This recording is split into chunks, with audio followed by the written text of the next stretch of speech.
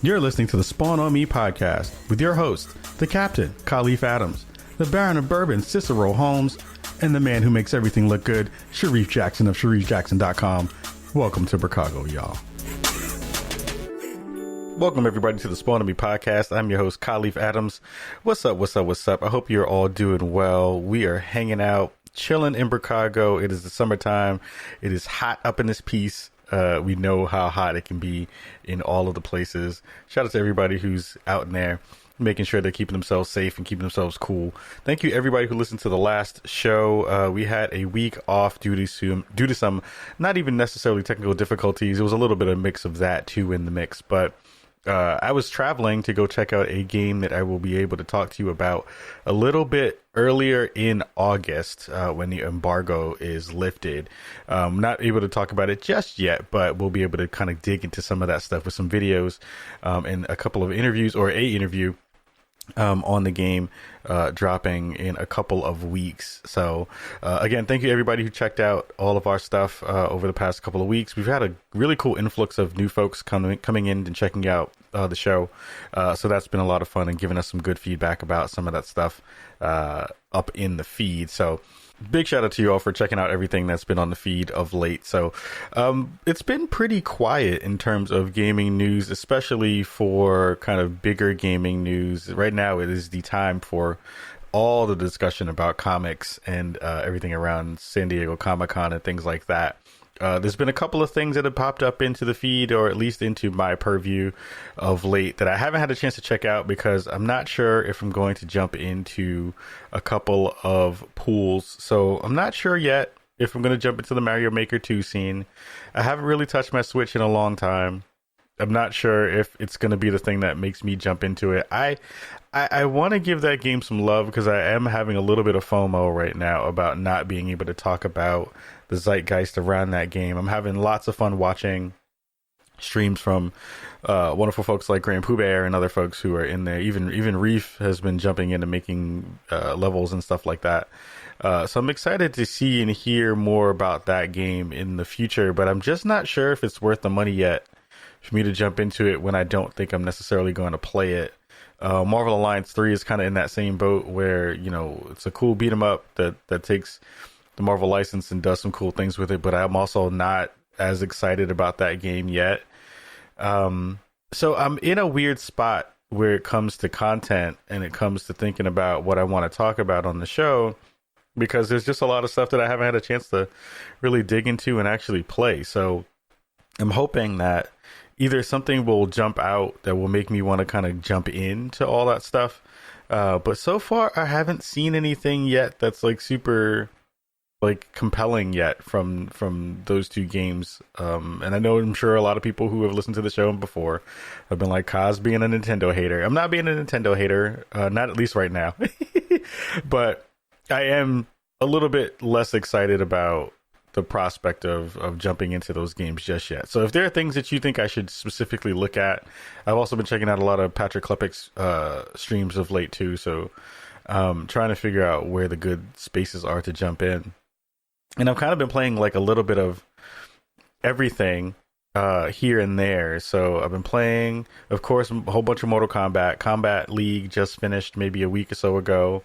I ended up in almost whatever the tier is before the highest tier. So I think that's like elite. There was it's a god status, something like that. Demigod status, something like that. Super fun.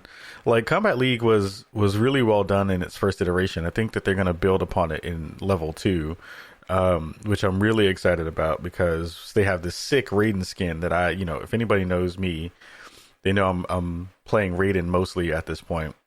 And having a blast doing so. I'm learning a lot. I'm getting my ass kicked too, but I'm also kind of figuring out the good spaces where I can be good in the game with a character who is supposedly low tier. So, low tier characters, you have to work a little bit harder to get wins. You have to be a little bit more crafty. You have to be a little bit smarter about how you play. But I don't know. It's been a good learning experience of like getting back into fighting games. I'm going to be at Evo this year, so I'm really excited about that. We'll get some coverage from the show there. I'm only going to be there from Saturday and Sunday. I'm not going to be able to actually compete because I just didn't get in and register early enough, and I'm not going to be there on Friday, so I don't think you can register for a game if you're not going to be there for the whole weekend. So, excited and playing a little bit of that stuff. I've been jumping into Apex Legends a lot, which has been, again, a good resurgence of feeling or having that competitive layer in my life again. Shout out to Rihanna and Blessing from OK Beast. Rihanna is not from OK Beast. She is a fan of both our shows. She also works in the gaming industry.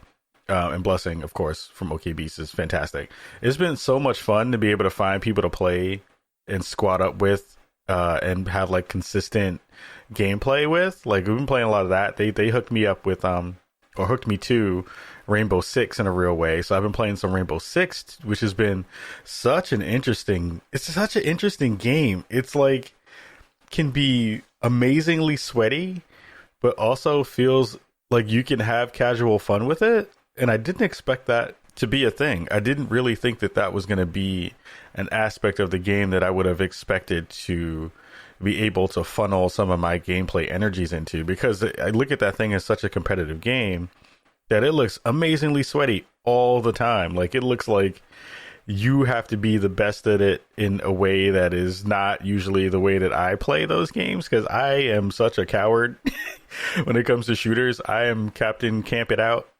and will hang out on a corner and camp a corner until you run over there so I can shoot you in the mouth, and then laugh uncontrollably once I have done so.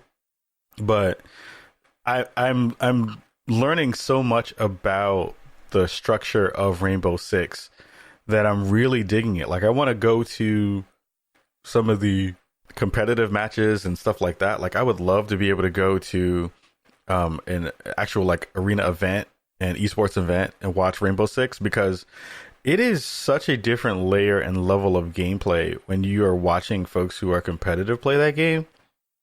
They are doing stuff that I just didn't recognize as reasonable. Like, you would think of a game like that as one where you'd want to hunker down within the particular spaces. If you're not familiar with Rainbow Six, basically, you have an attack and a defend phase. So the attackers are trying to kill everyone, getting to a specific point that the defenders are trying to hold down.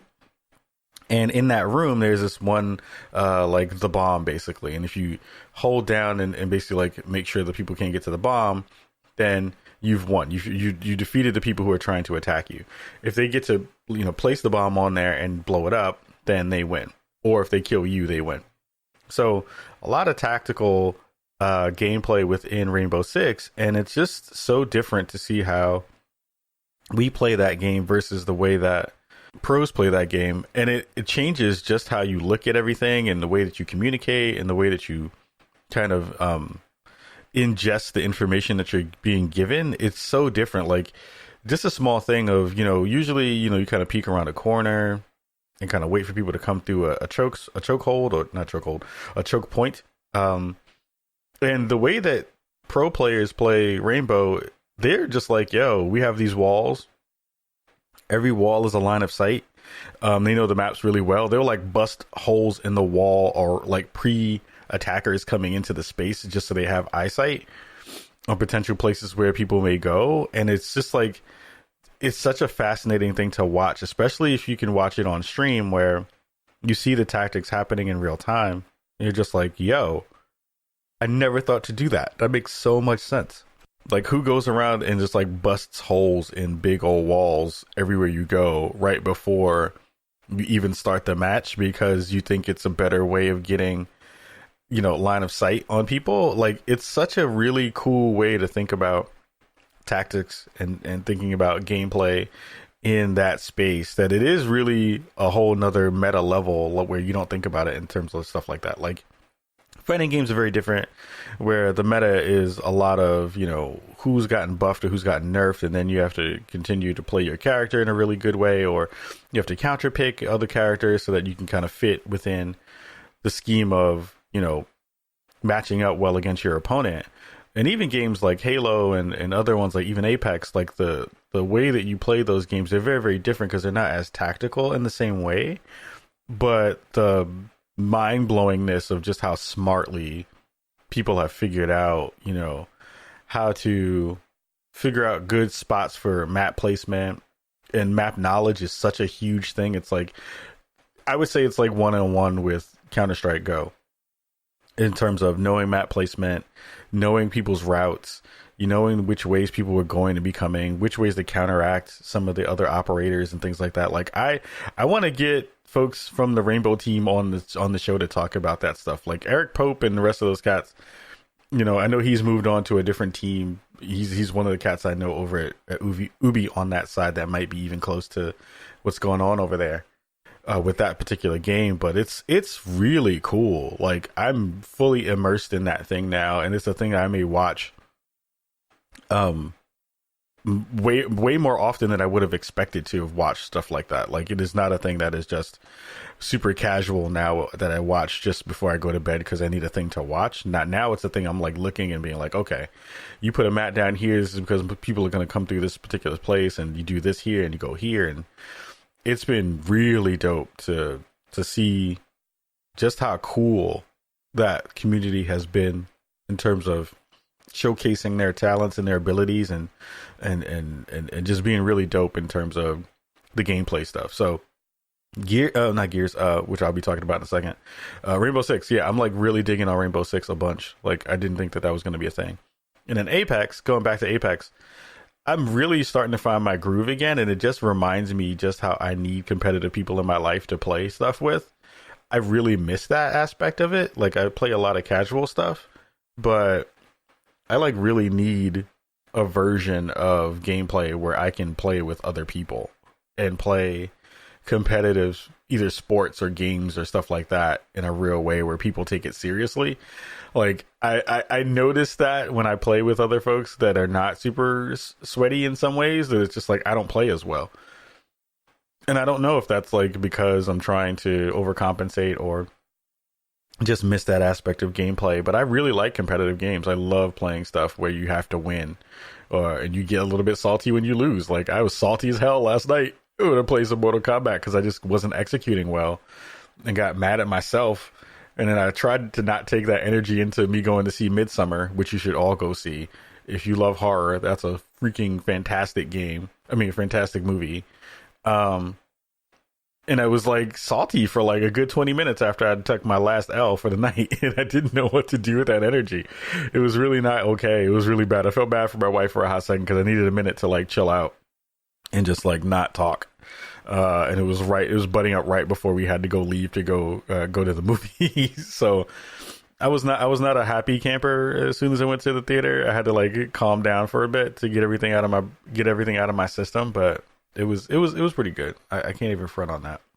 But all in all, like I'm finding lots of small pieces of joy within the games that I'm finding and playing, and a lot of it is surrounding itself because of the good people I'm playing with. So shout out to all y'all who I've been able to squat up with and get some games in with of late. It's been a lot of fun. It's been a lot of good for my soul too, which has been busy of late in terms of just having so many things on my mind and on my body at this point. So it's been a lot of fun to be able to kind of relax and release some of that energy with good people and have good stuff. So I'm looking to play with more folks. I want to get some Overwatch in. I want to get some more Apex in. I want to get some Division on PS4 in and PC because I'm leveled up on PC. I need to level up on PS4, and it's just taking a while because it's such a grind to get to 30 and then start doing all the other cool stuff. So trying to figure out time where I'll be able to kind of do some of that as well. So it's a lot of stuff trying to get it all together. One of the things I also got a chance to try out this week was Sky from That Game Company. So if you're familiar with the folks over at That Game Company who made Journey, we've had Robin Haneke on the show multiple times at this point. She's one of the folks who helped to usher that in. And Genova Chen, who was also on that team at the time of Journey, they have now branched out. Genova has with That Game Company to make a game called Sky. So I haven't played a lot of it, so there isn't a lot to talk about just yet. It is, I've been playing it on my phone on mobile, and it is one of the most beautiful mobile games I've seen in a very long time. Like, it looks like a fully fledged console game on my iPhone X. And I have not expressed, or I've not seen games look like this yet in a way that I'm just like, oh wow, like this is like legit graphics on my phone where I am not expecting it to look like trash. And now I'm just like, oh, this looks amazing. Like this is a game that I would play if I could figure out a way to connect this to my TV and play this on my TV.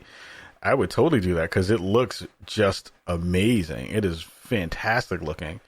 And the gameplay so far is fairly simple from what I can glean from it. It's like you're kind of floating around this huge area and collecting things.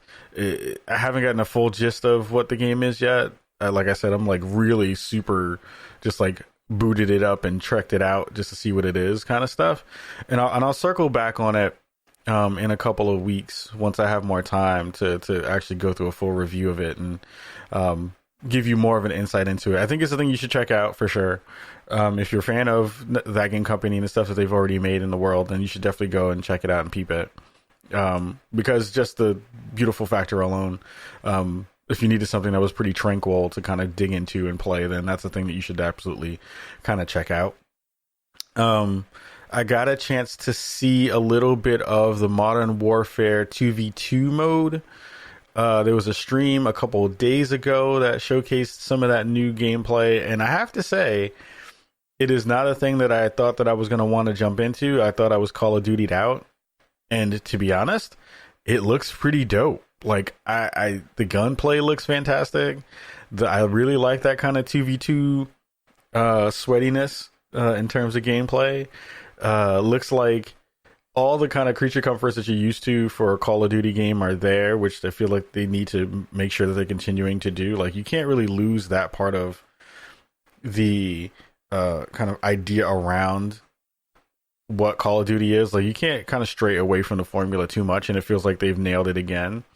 I'm excited to see what they're going to do. I think that there's an event probably coming up soon. I don't think I'm going to be able to get an invite to it, but it would be dope to be able to go because I'm really excited to see what they're going to do with the story this time around. Even though the last couple of games, the story has kind of been pretty miss instead of hit. Like I don't think that they've done a great job of building on that story in a great way in a while. Like it just haven't had any good characters that you really care about, nor have they had a lot of like a lot of substance in the series for a while. Like it just hasn't hit in a way that really is exciting. Like I remember just like, way back in the day with, the airport level and the sniper level and some of the stuff when they went to the future or went to the kind of more militarized future version of the space force, which I guess is the best way to place it or best way to put it. But I'm waiting to see how the other aspects of that game are going to turn out. Like if they can nail and kind of, I'm not going to say dumb down what they've been trying to do, because they've been building with the kind of World War II stuff that they did. I just don't feel like it's carrying over well. Like if it's not a modern take on, or at least a present take on weaponry, or at least a future take in terms of weaponry that doesn't feel like they're like thinking too far out of the box, then I feel like they can land themselves in a good spot. So super excited for that. I got a chance to boot up Gears 5, the technical test this weekend as well. And let me say that, first of all, Windows sucks. I hate you, Windows. I hate you, Windows, with every fiber of my being. For some strange reason, I can't get my stupid computer to get to the highest or to the most recent version of Windows. For some strange reason, it will not freaking update to it. So I can't play Gears 5 technical test on the Game Pass app on PC, on my actual PC right now. I have to play it on my Xbox, which is fine because it looks really good on Xbox. I was surprised at how good it looked, but I played a little bit at work on a really beefy computer, and I was like, I just gotta figure out a way to play this at home. And then tried it, and it was like, nah, son, you can't do it because I have the most recent version of Windows. I've tried everything. I'm about to probably like dump this computer and have to reinstall Windows and everything else. So Windows, you suck. I hate you. Hope you die in a fire. But Gears 5, I'm really excited for Gears 5 now. Like the stuff that they're trying to do in terms of keeping matchmaking, or I should say the multiplayer stuff, fresh, I really appreciate. Like, one of my biggest gripes about Gears of War is that Gears of War is a game that doesn't care about any other weapon besides the Nasher shotgun. Like, it doesn't care about anything else. It's all about wall bouncing and shooting people with that shotgun, which to me is fairly boring. Like, there are so many good weapons and weapon design within that game universe that it feels like everything winds up coming back down to, like, do you have a shotgun? Are you running up on somebody super close quarters? Do you have the ability to, to hip fire that gun faster than the other person hip fires their gun? It doesn't feel like there's an ability to do anything once you've gotten shot by that thing besides die or get jibbed. So it's like, playing that version of that game has made me not want to jump back into the Gears universe because it just feels boring. Like, I hate that one weapon is the weapon of choice for most things. And I loved stuff like the torque bow. The torque bow was like my weapon of choice for a very long time because it felt like, one, it had this really dope risk reward system to it, where it was like you have to charge that thing up far enough so that you can get it to explode when you hit somebody in the middle of a fight while you were trying to scope in when people had long shots and all this other stuff where they could take you out. And it just had such a satisfying sound effect that went along with it that I was like, this is the thing that I care about mostly when it comes to weapons in this game. And everybody, of course, the Lancer is the thing with the chainsaw on it, and everybody loves to do that part, but it was never really viable in most gameplay up to this point. Like, if you even watch esports versions of Gears, like, no one shoots anything else really but a shotgun. Like, it's so boring to watch in some ways because it's just wall bounce, shotgun. So what the Gears team did, and shout out to Rod Ferguson and the rest of the crew for putting out videos early about this stuff, is they have this one mode where basically you have to get kills to buy weapons. So the character that I had, or that I picked often, you would get your default shotgun as a Lancer to start the round. And then when you got kills, you would be able to get these skull points, and these skull points would then open up different weapons that you'd be able to purchase mid-match, right? So if you get to like 6 kills or whatever, you bank those 6 kills. You don't buy anything else until you get up to 6 or whatever. And then you would get to pick a torque bow, or you get to pick like rapid fire pistol or some other weapon. So I love the fact that in that particular mode, you were able to min-max to a certain extent, or to bank on your own ability to be able to play well, or at least to be able to get kills, or at least to be able to get into position where you can be helpful to your team. And it's more of like you can lone wolf it, but if you are, team shooting with your teammates and stuff, like, you're gonna get those points pretty quickly, and it just makes it so much easier to be able to kind of be a specialist in some ways on your team. So like, if you love to snipe, you'll pick a sniper class, and then once you get to a certain level of points, then you're just like, all right, I got my sniper. I don't like the fact that when you die, though, that you lose the ability to have that weapon, because it feels like it makes sense in terms of then everybody would just have all the weapons all the time, but it does feel like, man, I just did all this work and now I just died because this other person just had a shotgun and was around a corner, or I got spawned in a bad spot and now I gotta go fight this dude, or I gotta go fight these people with like default weapons again, so I gotta build back up.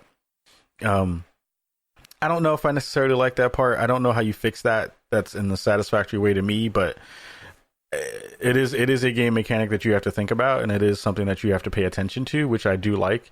It removes some of the brain deadness from that aspect, which is always good.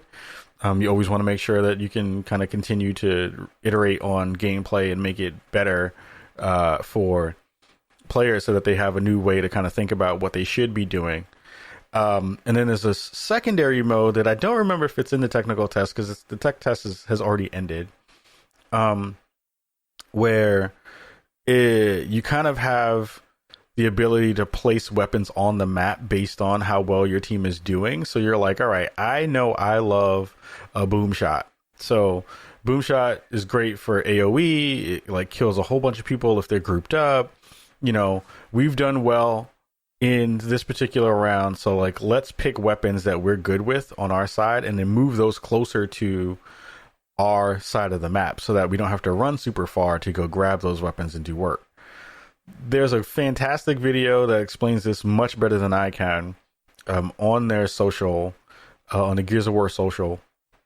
And it just really got me super excited about team composition, getting back into the Gears world, playing multiplayer again in Gears, which I did not think was going to be a thing, because I'm just like, oh, if I can figure out ways to kind of screw the other team based on my team's good gameplay, and also benefits me as a player because now I understand which weapons I'm good with based on the map placement.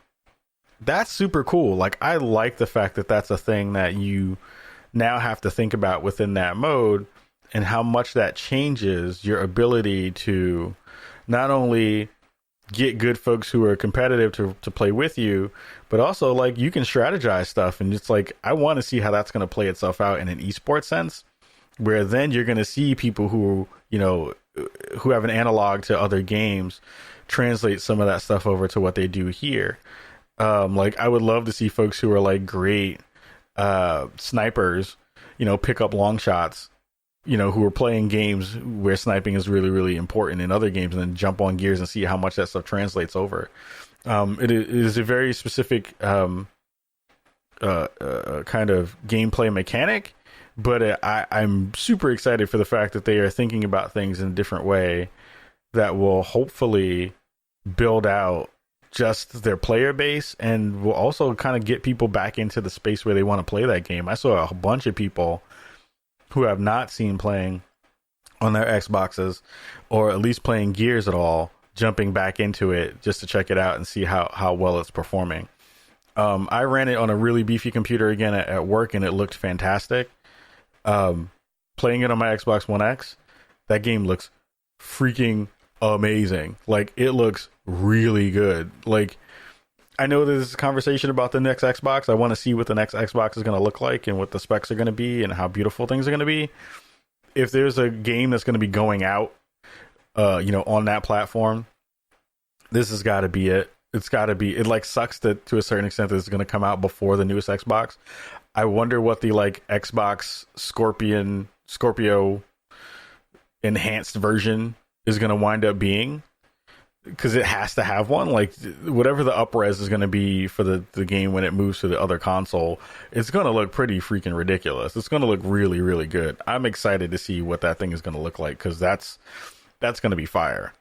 Like, it looks super good. It runs well. I was like, huh, I did not expect that. I did not expect it to look this good. Unreal Engine kind of doing its thing. Good job on you, Unreal. That's pretty fantastic. Shout out to those folks. But yeah, Gears 5, I'm even more excited for it. We haven't seen anything yet in terms of story. Nothing in terms of the campaign stuff, which we need to see, because I feel like that is a huge part of the conversation that I don't think people are really talking about. I think maybe I've heard one or two conversations about why we haven't seen anything about the campaign. Like, we've seen small things. What I got to play at E3 was really good, but it also just didn't give me that vibe of like what this story is going to wind up being. Because to a certain extent, like, most of the main characters that we cared about, Marcus and Dom and all those other folks, and Coltrane, my God. Like, most of those folks are no longer really parts of the story, and I don't know if they've really done a good job of picking up the mantle and passing it in ways that people actually care. So it will be really telling to see what they're going to do with that, if they can pull people in and make it compelling for folks. I'm just not sure yet that they've figured out what that special sauce needs to be to make that happen. And hopefully I'm wrong. Like, I hope that they have figured out ways to do that and make a compelling story. Because for a hot second, Gears had a really dope story. Like, people cared enough that they were like, oh, I need to jump back in when Gears of War 2 comes in. And then Gears of War 3 comes in, and that was pretty dope. But then they had these offshoots, and these offshoot games were kind of just like, I don't know if this is actually really doing it. So I'm hoping that those folks have figured out ways to do it, and make it super, super funky, because that would be a lot of fun to be able to see how far they've taken the story and things like that. So that's pretty much all the stuff that I've been checking out and playing this week. Let me know if there are other games that I need to be or have on my radar, because I'm a little bit out of the mix a little bit with a couple of travel things and trying to get all this computer stupidness to get itself together and fixed. I haven't really been able to play a lot of stuff in ways I actually, you know what? Before I move over to news, I also jumped back into Just Shapes and Beats. Man, that game is so good. Like that, I played it on Switch initially, and then moved over to the PS4 the other night. And damn, that game is good. That game looks super, super dope. Like, it's so much fun to be able to play a game where they just understand the twitchiness of, how to make a game like that. Like, it just feels amazing in the way that you're able to maneuver yourself around these maps and these boards and these levels that are just like so well crafted. Like, I want to go and see how they determined and decided how to make all that stuff happen, because it is just so well done. Like, the split second timing that you need to kind of move around those spaces and be successful has been really, really cool. Like, I appreciate how much craftsmanship has gone into seeing some of that stuff happen, and it's just like such a really fun thing. So I'm really excited. If you have not gotten Just Shapes and Beats, then you need to go cop that joint. It's super good. A lot of fun. Always having a blast with stuff like that. And I love games like that, like Amplitude and stuff like this. It's like such a fun game. So we have a couple of news stories before we get up out of here for this episode. There are one thing that came up on my radar, because everyone is freaking out about cloud gaming, has been Google Stadia. They had an AMA the other day with their product director, Andrei Derelichev. Ooh, I know I murdered his name on on that. Doranichev, I think that's it. Andrei Doranichev, who's their product director. He did AMA, and a lot of folks kind of got at them for doing the usual stuff, and I think that what they did say was fairly insightful, and it gives people a little bit of a better information dump on what you should expect on day one for Stadia. I have purchased my Stadia. I got Stadia Pro. I'm excited to see what it winds up being once I get it, because it should be shipping probably in a couple of months or a month or two. Like, I think maybe late September, I think it ships or something like that. And I'm excited for it. Like, I want to see what they're going to do. I don't know exactly, again, like how far they're going to be able to take this. And also, Google has had a history of dumping stuff that doesn't work right out the box well. So, take all this with a grain of salt. But some of the big takeaways from the AMA was he specifically shot down the language that says that Stadia is trying to be the Netflix of games, which I found to be really interesting, because it is the thing that people have kind of thought about when they talked about Stadia initially, and also the conversations around the cloud period of like, there's going to be this service that wants to do that. And I'm sure there will be at some point once the infrastructure has gotten solidified in a way where they can do that work, and publishers have decided to jump on, and that there are good revenue splits that work in their favor to be able to do this stuff. But it was really cool to see him just like own up to the fact that that's not the route that they're trying to take. And that's a smart decision to do that in terms of PR and marketing. You don't want to put your foot into something that you won't be able to necessarily deliver on, because gamers will definitely call you on it. But he said, he emphatically states it is not the Netflix of games. Instead, he compares it to Xbox Live Games for Gold or PlayStation Plus, and says it will roughly give out one game per month, give or take or so. He said, and the first one that you'll be able to get is Destiny 2. So, we'll see how that winds up playing itself out. I think that there's a lot of conversation to see once people get it in hand to see what those games are going to wind up being. That was some of the rough patches that Sony PlayStation and Xbox Live kind of went through when they started to do the free game a month thing with games from Gold and PlayStation Now. I'm sorry, PlayStation Plus, where you had a very vocal minority who was like, yo, this game is trash, take this joint down. We actually saw that happen a couple weeks ago where people got so upset about a particular game that they changed the game that was going to be offered up for that month. I don't know if Stadia is going to be able to fill those gaps in ways that we really care about. Of course, it's going to give that feeling of saying, well, like, hey, once your subscription is gone, what happens to those games, and will I have access to it? Because we know that, you know, with PlayStation Plus, once you are not paying for it, those games that you usually had access to go away. It will. I'm actually really curious to see what the conversation is going to be in the gaming community from the people who were bought in early, to see if they feel like the offerings are going to be good enough and how fast the service is going to wind up being. I know that there is the 4K version of it that you can kind of subscribe to, and then everyone else will kind of get 1080p.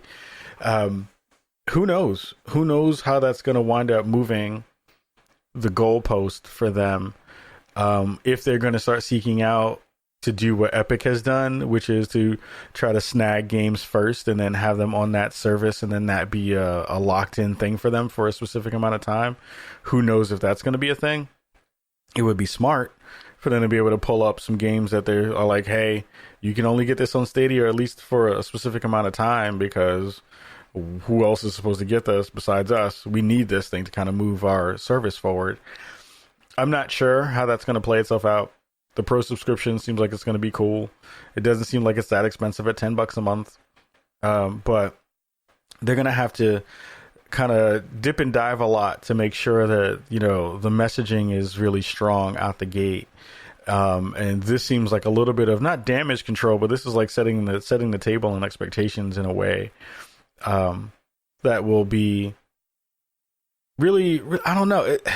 I don't know if you do yourself a disservice by automatically setting the table and being like, hey, we're not trying to be that thing. You know what I mean? Like, I feel like it could be one of those deals where you're like, we want to be the Netflix of games. We want to be the biggest cloud gaming service on the planet. And we are going to deliver on such and such games and such kinds of experiences. And then if you fall flat, you know, do you get the grace from the community to be able to wait so that you can build that stuff up? Like, you know, I think of No Man's Sky a lot, where they had such a rocky road in the beginning. And they're just, you know, in the past year and a half now coming around to getting back in a good spot. So who knows? Who knows how Google Stadia is going to wind up playing itself out, or at least how this particular thing is going to play itself out. I'm still excited to see what they're going to do with cloud saves and with cross-play, because I feel like that is where the crux of the goodies are going to be for them. If they can figure out ways to make that be a real and easy thing, then that'll be super, super dope. But if they aren't able to nail that part down, then they're gonna be dead in the water early from the start. So we'll see how that rolls. We'll see how that plays itself out. I don't know if that's going to be exactly what people want, but if they have good games on the service, then it might be the thing that pushes it forward. So we'll see. We'll keep you updated on that story as it continues. And the last story of the show is going to be talking about GameStop, who came out in a story that I saw on Yahoo Finance, talking about how they want to change their image into a more kind of, a gaming experience kind of retail store where I suppose you do other stuff besides kind of go in and be a consumer and buy your stuff. I don't really know what that's supposed to mean, and I would love to know what GameStop is thinking about, because at this point, I think most people are copping their stuff either online through whatever store you buy your stuff from, or if they do go into GameStop is like right now your last maybe thought when it comes to getting a game. You know what? I'm not gonna even double down on that, because I feel like that is my experience. I can't say that's most people's experience. I wonder how many folks currently are still using GameStop as the place to go for their video game purchases. I just don't think that they have the same viability because they've gotten such a bad rap over the years about their trade-in policies and things like that, that it just hasn't become a thing where people care about in the same way. It would be cool to see if they make a change in a way that is more beneficial to consumers in that respect. But I don't think that has anything to do currently with the way that the store looks or the experience that you have within the particular store. You know, things are jumbled in there and it's kind of always been a mess in terms of the way that things have been laid out. But I've never thought of that as being a thing that I cared about because it's always been a get in, get out kind of experience when it comes to GameStop. I want to be in your store least amount in the shortest amount of time possible to be able to get what I need and dip out so I can go home and play. So hearing them have this conversation around moving things into this kind of different realm, I don't know what that looks like. Supposedly they have a lot of success with pop culture collectibles and things like that. I guess that's where you go to get your Funko Pop stuff and get things like that. But I don't know if you can become like a gaming lifestyle store when the everything that's been in the space about GameStop has been negative for at least 10 years, right? Like not good experiences, not good pricing. They've moved into kind of being the pawn shop of video games. And now they're trying to figure out a revamp and a refresh in some way. So I don't know how this is going to wind up turning itself out. But a quote from the story itself says, the partnership with RGA Austin and Chicago teams is part of GameStop's broader business transformation strategy to evolve its efforts into cultivating innovative, customer-centric opportunities to bring video game culture to life in every neighborhood.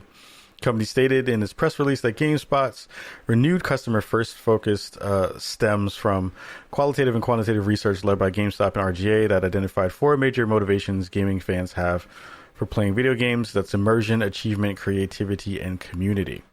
So, I get it in terms of sentiment. I don't know how you execute on a plan like that, though. Like, do you become the Dave and Buster's of video games where it is some, space that is like meant for people to kind of hang out in and chill and then cop stuff? Or is it a thing where, you do meet and greets inside of a GameStop? Like, the biggest push between or behind GameStop and going to GameStops was the midnight launch, right? Midnight launches was the thing that everyone, when they were super excited for getting a game, they would go rush out to go stand in line and hang out and talk to people within the line and do all that kind of stuff. But I haven't been to a midnight launch in over a decade. I don't know many other folks who are in this space who have been to a midnight launch at all either. I don't think that that's been a thing. Like I get to play those games now.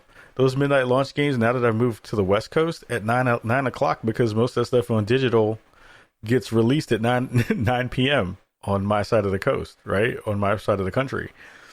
So I don't know what this is supposed to be. Again, like I want to see what it winds up looking like. I just don't know if it's going to be a thing that is going to be important to anybody who actually cares. I do wonder, though, what's going to happen to all that stuff when GameStop goes away. That's the one thing I have been curious about, to see, like, what is the thing that moves everything forward when it comes to the mom and pop shop or the retail store, right? I have not seen anything that changes that in a real way. Like, I've not seen that conversation be real in a way that's like compelling. It feels like the closest we have is like Amazon pickup places at this point. It's like, yo, go send my stuff to Amazon and I go pick it up and then I go rock it. So it will be really interesting to see what they do in that space. I'm just not necessarily sold on the fact that it's going to wind up being a thing. So yeah, that's it this week for Spawn on Me. There has been, again, it's the summertime. It's not really crazy. I didn't dig into some of the stuff that some other stuff that popped up over the past week, because it just didn't really make a lot of sense to dig into it. It's some of the conversations around, again, the gamer bathwater stuff has been in the space. There was a streamer who a couple of days ago was found on stream, giving her cat vodka, like spitting vodka into her cat's mouth and then throwing her cat over her head. And then there was a huge conversation on Twitter about, why is Twitch support not showcasing or getting that person banned off the service.